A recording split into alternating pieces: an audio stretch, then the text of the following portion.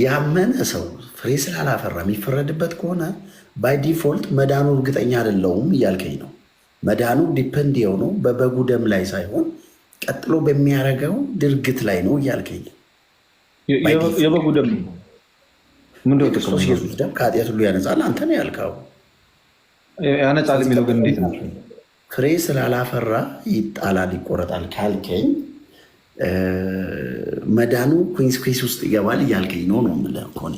አንተ ነህ አንድ ሰው ሲወለድ ሁልጊዜም ራሱን ካልጠበቀ ልክ እንደ ሕፃን ልጅ ተወልዶ የሚያደርገውን ጥንቃቄ ካልተጠነቀቀ ወይም ደግሞ ካልኖረ ያንን የተቀበለውን ጸጋ ባይዘወይ የክርስቶስ ጸጋ ነፃ ስጦታ ነው። አደሴም ታይም ዕዳም ነው ካልሰራህበት ዕዳ ምንድነው? ክርስቶስ ዝም ብሎ ምን ጎሎ ነው? የክርስቶስ ጸጋ እኮ ኃይል እኮ ነው። ኃይል አይደለም ወይ ስራ ነው። የክርስቶስ ስራ ዝም ብሎ ብድግ ብሎ የሆነ ነገር ላይ ቁጭ ልና ያጸድቀውና በቃ ለዘላለም የሆነ ቦታ ይወስደዋል እንደፈለገ ይኖር። ከዛ ሰውዬ አይደለ ይኸውልህ ሊሰራማ አድኜሃለሁ ለምን ይለዋል ታዲያ? ከሰራ በኋላ አድነዋለሁ አይልም? ሻምፒዮንሺፕ ነው እንደሚያጫወተው ሰ አድኜሃለሁ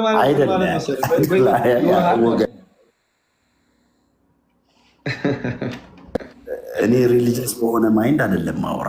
አሁን እኮ አልከኝ ለምሳሌ ቲቶ 2:11 ነው የሚለው ጸጋ ነው። ስለ ጸጋ ነው የሚያወራው። ጸጋ ተገልጾ ሰው ልጁ ሁሉ ያድን ነው ወይ? ቆይ አይደለ? ይሄን የጀመርኩትን ጥያቄ መልስልኝ። ሰው ምድር ላይ የሚሰራው አቅም ባይኖረው ግን በክርስቶስ ካመነ አካለ ስንኩል ቢሆን እጅ ባይኖረው እግር ባይኖረው ገንዘብ ባይኖረው ምንድን ነው የምትለኝ? ካልሰራ አልዳነም ነው የምትለኝ? እሺ ጨረስ ጥያቄ ቆይ ለዛ ነው ጌታ አዳምጠኛ ከጠየቅ አዳምጠኝ። ጌታ ኢየሱስ ክርስቶስ ስንት ይሰጣል አልኩ? በማቴዎስ ወንጌል ምዕራፍ 25 ላይ ለአንዱ 1 ይሰጣል፣ ለአንዱ 2 ይሰጣል፣ ለአንዱ 5 ይሰጥና 5 የሰጠው 5 ነው የሚጠበቅበት። ባይዘው የጉልበት ስራ እኮ አይደለም ስራው።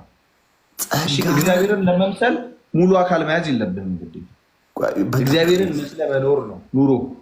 ፍሬ የሚባለው እሱ ነው አይደለም። በእኛ የሚሰራው ጸጋው ነው። አሁን ስለ ጸጋ ስጦታ አይደለም፣ ስለ ሳልቬሽን ነው እያወራን፣ ስለ ድነት ነው እያወራን ያለ ነው። ድነት ደረጃ አለው እያልከኝ ነው? ጸጋ ምንድን ነው? አይደለም ድነታችን ደረጃ አለው። እኔ ዳንኩበት ደረጃና ያኛው በጸጋ ነው የዳንኩት አይደል? በጸጋ ነው የዳንኩት። ጸጋ ምንድን ነው? በቃ ይሄ ነው ክርስቶስ ለኔ የከፈለው ዋጋ ያመንኩት ማለት ነው። ምንድን ነው የሚያደርገው? አንተ ጋር መጥቶ እኔን ከኃጢአት ሁሉ ያነጻኛል። እስኪ እንዴት አድርጎ? ምን ስታደርጋል? የዘላለም አመንኩኝ፣ በክርስቶስ ኢየሱስ አመንኩኝ፣ የዘላለም ሕይወት ሰጠኝ። አንደኛ ዮሐንስ መልእክት ግን እንደዛ አይልም እንዴ? ኤፌሶን ምዕራፍ 2:6 ታነበዋለህ?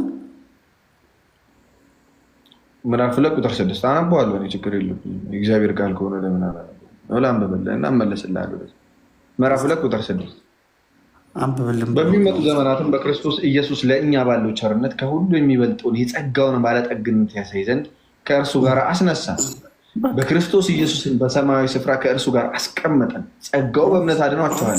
ይህም የእግዚአብሔር ስጦታ ነው እንጂ ከእናንተ አይደለም፣ ማንም እንዳይመካ ከስራ አይደለም። እኛ ፍጥረቱ ነንና እንመላለስበት ዘንድ እግዚአብሔር አስቀድሞ ያዘጋጀውን መልካሙን ስራ ለማድረግ በክርስቶስ ኢየሱስ ተፈጠረ። አሜን በለኝ እኮ ተፈጠርክ። ከዛስ እንዲህ እኔ የተፈጠርኩት እኮ አስቀድሞውን ምንም ላልሰራ። ለምን የተፈጠርከው? የክርስቶስ መልካሙን ስራ በእኔ ሊሰራ ማን? እሱ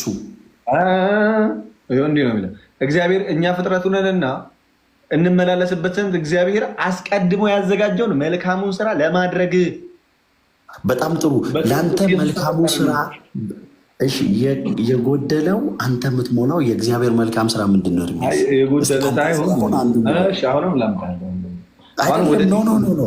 ሌላ ቦታ አትሄድብኝ። እንድሰራው ኤርሚያስ እየሰራ ያለውን ከራሴ ልንገርህ ወይስ መጽሐፍ ቅዱስ ልጥቀስ? አይ ከራስህ ንገረኝ። አሁን አንተ እየሰራህ ያለው አንድ አድመጠኝ፣ ሌሎችም እንዲያደምጠው። ኤርሚ እየሰራ ያለው የጎደለው መልካሙ ስራ እግዚአብሔር እየሰራ የነበረው እኔም እንድሰራ ይንገረኝ። በኋላ ከመንግስተ ሰማያት ከምቀር አንተ እግዚአብሔር የኃጢአት መንጃ ፈቃድ አይደለም። የክርስቶስ ጸጋ ባይዘው የክርስቶስ ጸጋ ኃይል ነው።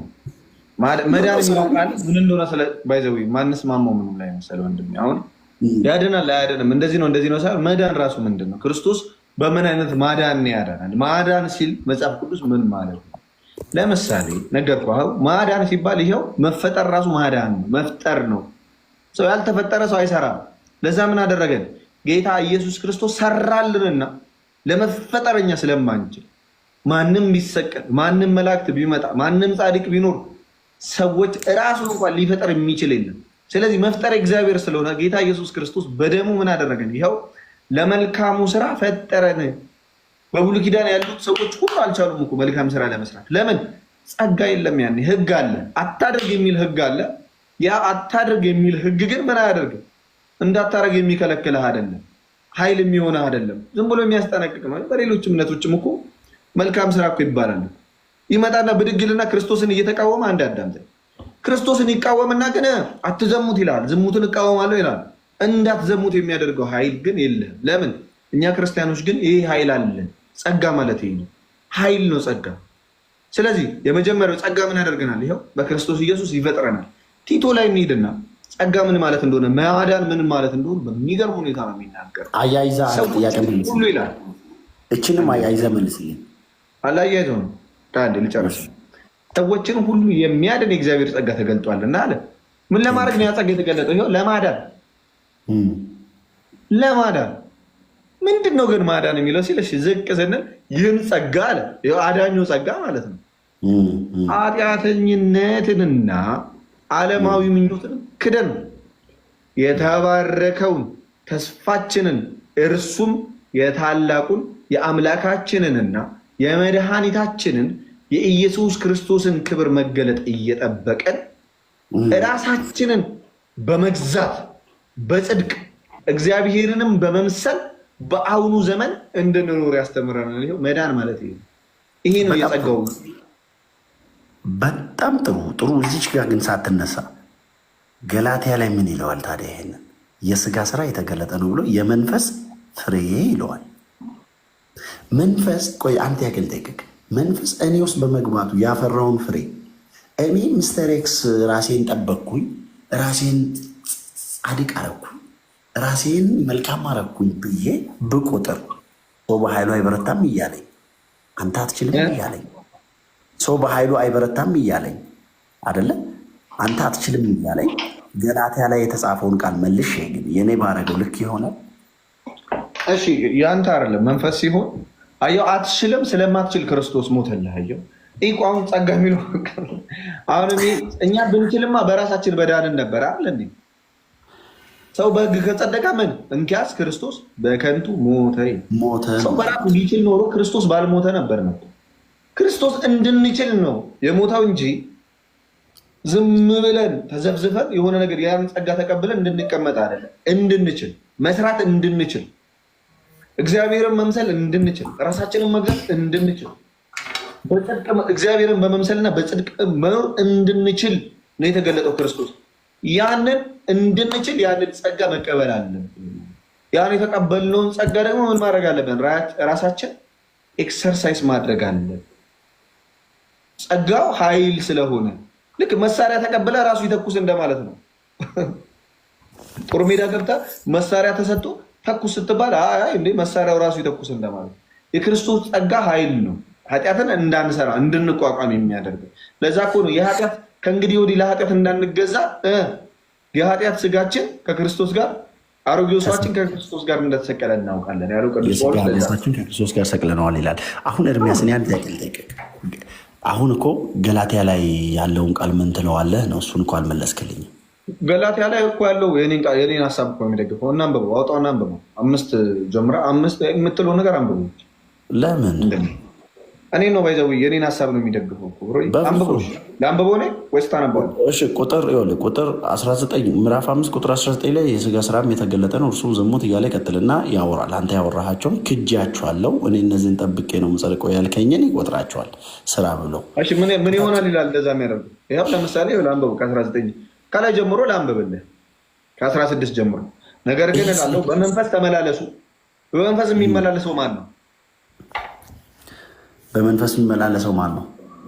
በመንፈስ ተመላለሱ የሚለው ማን ነው? ክርስቲያኖች መንፈስ ቅዱስን የሚያውቅ ነው። ምንም ችግር የለውም። እኔ ኢንፋክት ነው መመለስ መንፈስ ቅዱስን መመላለስ። ለዛ ነው እስካሁን የሚያወራው ከአንተ ጋር ዳይሬክት ያለውን ነገር ስለምትናገር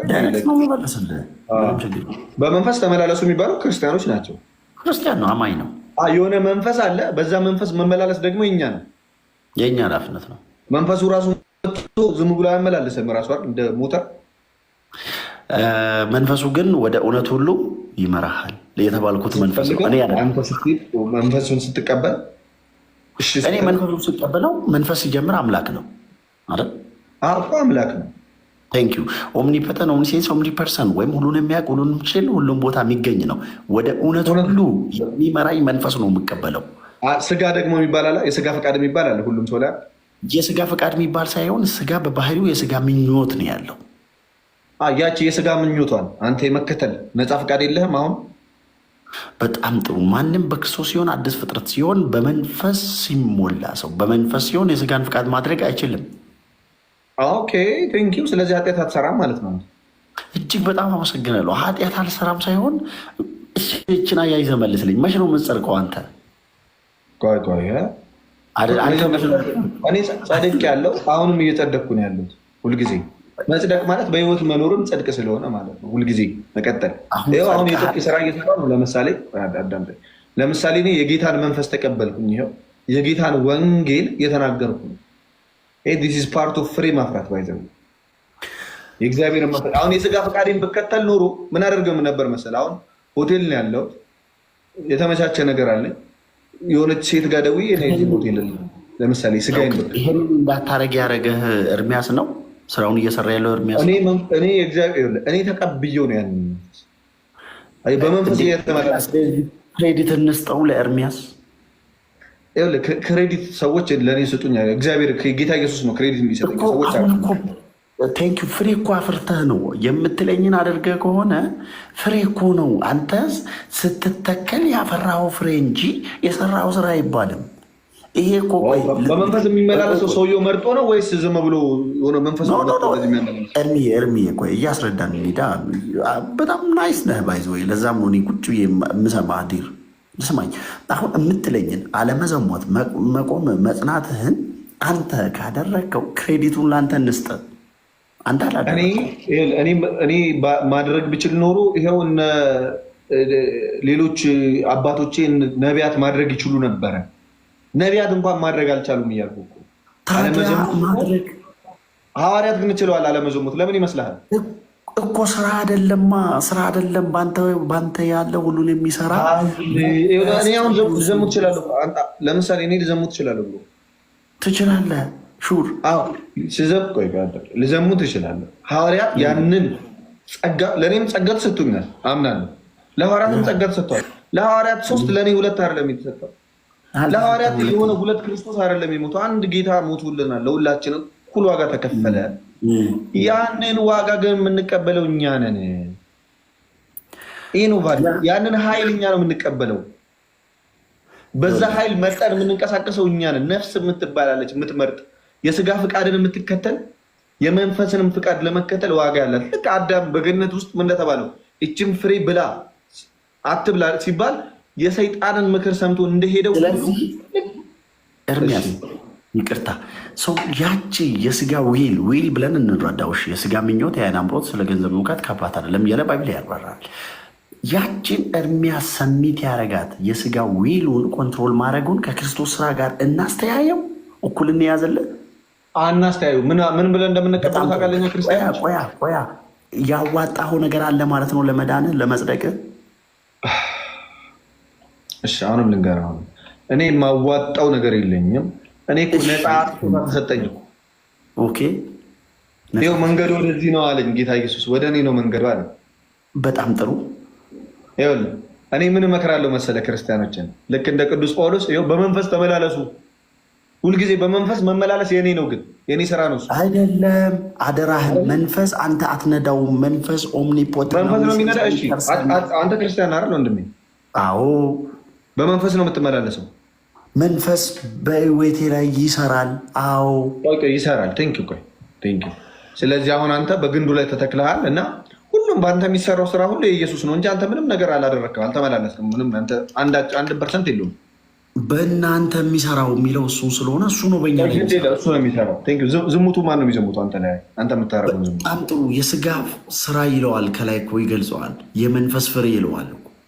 ስለዚህ ምንና ምንድር አንተ ላይ ሁለት መንፈስ፣ እርኩስ መንፈስ የቱ ጋር መሰለህ? አሁን ከአንተ ጋር የተለያየ ነው። መንፈስ ቅዱስ በአንተ ላይ ስለጸደቅ ስለ ዳንክ የሰራውን ስራ እኔ ነኝ የሰራሁት ካልክ ከክርስቶስ ትለያለህ። መጽሐፍ ምን ይላል መሰለህ? ቆይ ላንብብልህ እስኪ አንድ ቦታ ላንብብልህ፣ አያይዤ ላንብብልህ። ከክርስቶስ ተለይተው ከጸጋ ወድቃችኋል ይልና ገላትያ 5 ምዕራፍ 4 ማለት ነው። አሁን ከጸጋ ወድቋችኋል ማለት ራሱ ምን ማለት ነው? በህግ ልትጸድቅ የምትፈልግ ከሆነ ይላላ። በህግ ጸድቃለሁ መቻልኩ እኔ በክርስቶስ ጸጋ ጸድቃለሁ። ያ ጸጋ ግን እኔን በህግ ላይ ኃይል የሚሰጠኝ ነው። ህግ ማለት ምን ማለት ነው ብሎ አታርግ ወይ አርግ የሚል እኮ። እሺ ለምሳሌ አትዘሙት ማለት ህግ ነው። እንዳትዘሙት የሚያደርግ ኃይል መቀበል ደግሞ ጸጋ ነው። አትግደል ማለት ህግ ነው።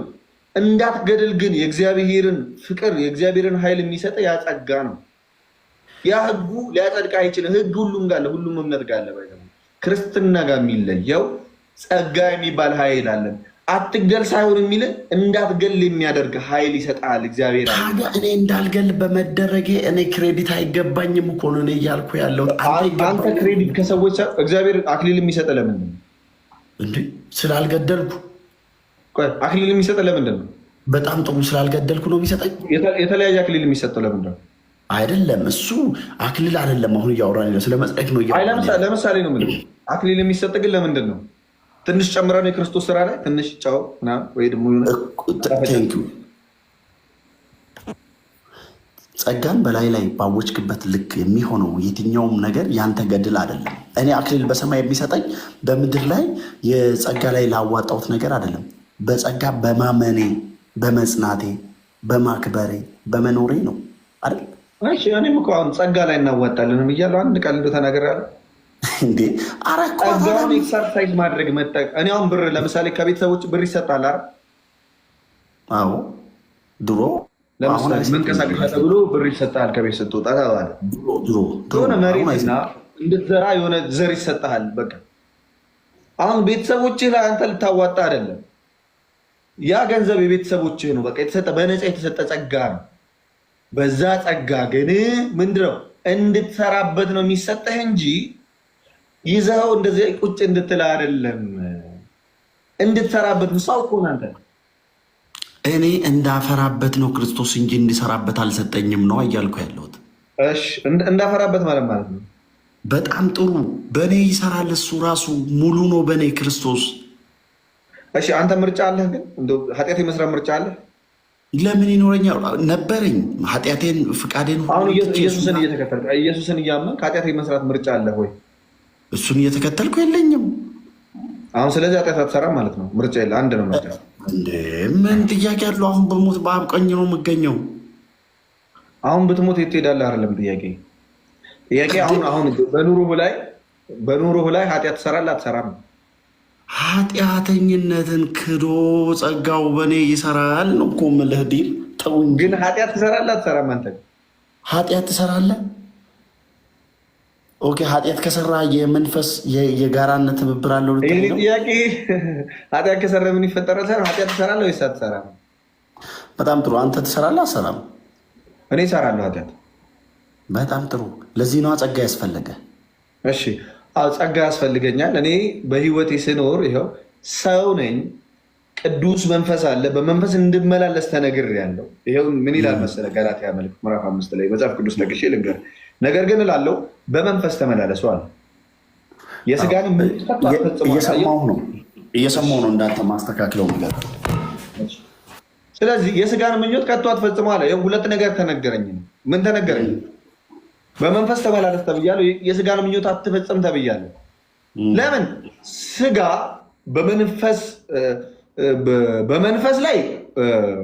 ስጋ በመንፈስ ላይ መንፈስም በስጋ ላይ ይመኛል። እነዚህም እርስ በርሳቸው ይቃወማሉ። ስለዚህም የምትወዱትን ልታደርጉ አትችሉም። በመንፈስ ብትመሩ ግን ከህግ በታች አይደላችሁ። አያችሁ፣ መቼ ነው ከህግ በታች ያልሆናችሁ? መንፈስን ስትከተሉ አይደላችሁ። በመንፈስ ብትመሩ ግን ከህግ በታች አይደላችሁ። የስጋ ስራም የተገለጠ ነው። እነርሱም ማለት ዝሙት፣ ርኩሰት፣ መዳራት፣ ጣዖትን ማምለክ፣ ሟርት፣ ጥል፣ ክርክር፣ ቅናት፣ ቁጣ፣ አድመኝነት፣ መለያየት፣ መናፍቅነት፣ ምቀኝነት፣ መግደል፣ ስካር፣ ዘፋኝነት ይህንም የሚመስል ነው። አስቀድሜም እንዳል እንደዚህ ያሉትን የሚያደርጉ የእግዚአብሔርን መንግስት አይወርሱም። የእግዚአብሔርን መንግስት አይወርሱም። ለማን? ይሄው ለክርስቲያኖች። ምን እየተባለ ነው? የስጋ ስራን አትፈጽሙ፣ አትፈጽሙ የስጋ ስራን እየተባለ ነው። ከዛስ የመንፈስ ፍሬ ግን ፍቅር፣ ደስታ፣ ሰላም፣ ትዕግስት፣ ቸርነት፣ በጎነት፣ እምነት፣ የውሃት ራስን መግዛት እንደዚህ ያሉትን የሚከለክል ህግ የለም። የክርስቶስ ኢየሱስም የሆኑት ስጋን ከክፉ መሻቱና ከምኞቱ ጋር ሰቀሉ ይላል። ተመልከቱ። በመንፈስ ብንኖር በመንፈስ ደግሞ እንመላለስ እርስ በእርሳችን እየተነሳሳንና እየተቀናናን በከንቱ አንመካ ይላል። ስለዚህ እኔ እንደ ክርስቲያን ምን አለኝ? በመንፈስ እንመላለስ ነው የተመከርኩት። በመንፈስ መመላለስ የኔ ነው፣ መንፈሱ ግን የጌታ ነው። ከዛስ በዛ መንፈስ ስመላለስ ያ ኃይል ይሆነኛል፣ የጌታ መንፈስ። ካልሆነስ ግን ወደ መዳራት፣ ወደ ሟርት፣ ወደ መናፍቅነት፣ ወደ መግደል፣ ወደ እነዚህ ገባለሁ ማለት ነው። ወደ እነዚህ ገባለሁ ማለት ነው። እሺ እያስተካከልኩ ነው፣ እየሰማሁ ነው። ሰው በመንፈስ ተመላለስ ማለት ግን አንተ መንፈስ በአንተ ውስጥ ነው ወይስ አንተ በመንፈስ ቅዱስ ውስጥ ነው የምትመላለሰው? እኔ ነኝ በመንፈስ የምመላለሰው። እኔ ነኝ በመንፈስ ተመላለስ ሚንስ የእግዚአብሔርን የተሰጠህን ጸጋ ተጠቀምበት ማለት ነው።